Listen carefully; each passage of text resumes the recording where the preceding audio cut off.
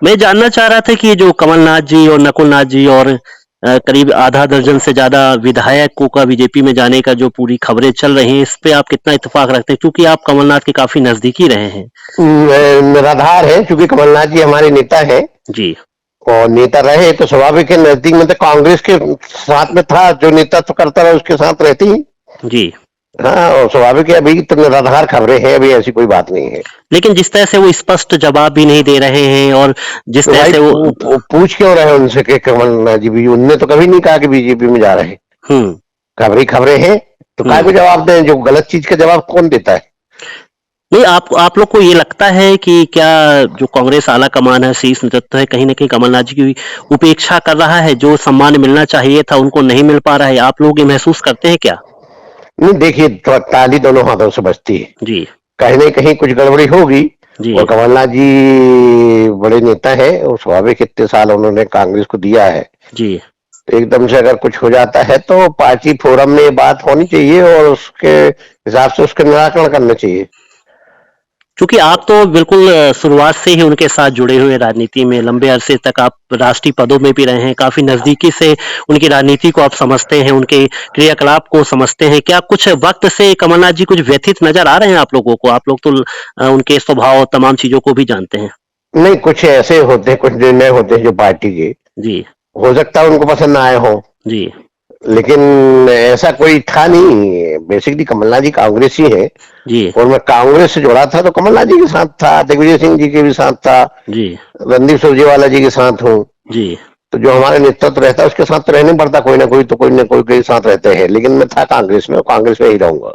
पूर्व मंत्री दीपक सक्सेना जी ने भी जिस तरह से बयान दिया है मीडिया में आकर कि लंबे अरसे से कमलनाथ जी की उपेक्षा की जा रही थी और अन्य राज्यों में भी कांग्रेस की सरकार गई, कांग्रेस सरकार नहीं बन पाई, लेकिन उनको इस तरह से उन पर किसी प्रकार की कार्रवाई नहीं की गई, लेकिन यहाँ से अध्यक्ष से उनको अलग कर दिया गया मध्य प्रदेश से। तो एक सीनियर लीडर की जो सम्मान मिलना चाहिए था वो नहीं मिल पाया है। अब जब देखिए, दिग्विजय सिंह ईवीएम को, सभी लोग ईवीएम को दोषी मानते हैं, जी, तो फिर इसमें कमलनाथ जी का दोष कहाँ से आ गया? जी, अब तो हार जीत तो चलती रहती है राजनीति में, अभी उनका समय चल रहा है बीजेपी का।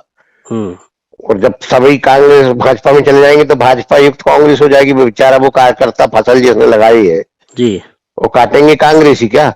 जी। तो स्वाभाविक रूप से भी ऐसी कोई बात है नहीं। तो कमलनाथ जी के गुट के जो तमाम नेता हैं, संजय यादव जी, आप भी उसी गुट में आते हैं, आप ही उनके साथ कदम से कदम मिलाकर चलते थे।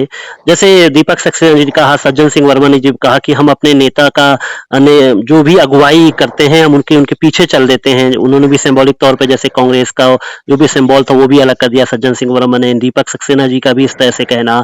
तो और जो अनुसरण, क्या आप लोग भी अगर वो बीजेपी की ओर जाने की ओर बढ़ते हैं, तो क्या आप लोग भी उनका अनुसरण करेंगे क्या?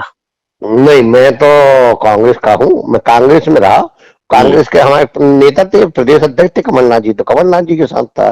जी। अभी जीतू पटवारी प्रदेश अध्यक्ष है, जीतू पटवारी जी के साथ हूँ। हुँ।